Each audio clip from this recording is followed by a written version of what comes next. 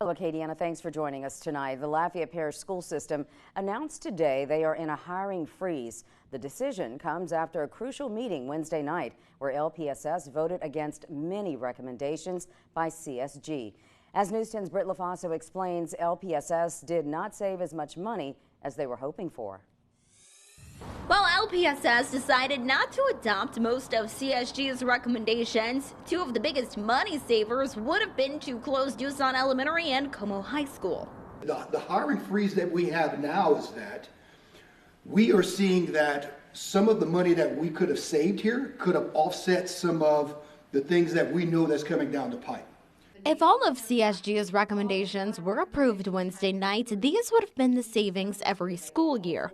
Instead of the $4 to $8 million annually they were hoping to save, the board only managed to save $500,000 annually. We have to put the brakes on. We have to take a look at where we are as far as the district, and we have to make some tough decisions moving forward. For example, the closures of Doosan Elementary and Como High would have saved about $3.6 million.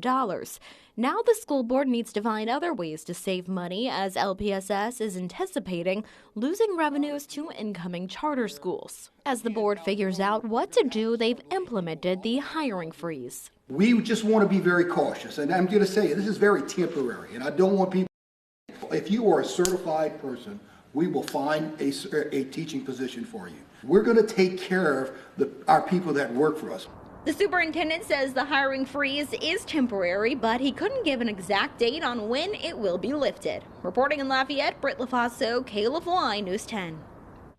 Britt, thank you. At Wednesday's meeting, LPSS voted to close S.J. Montgomery Elementary, to repurpose Lafayette Middle into Lafayette Elementary, rezone some Acadian Middle students, and turn Catherine Drexel Elementary into a pre-K.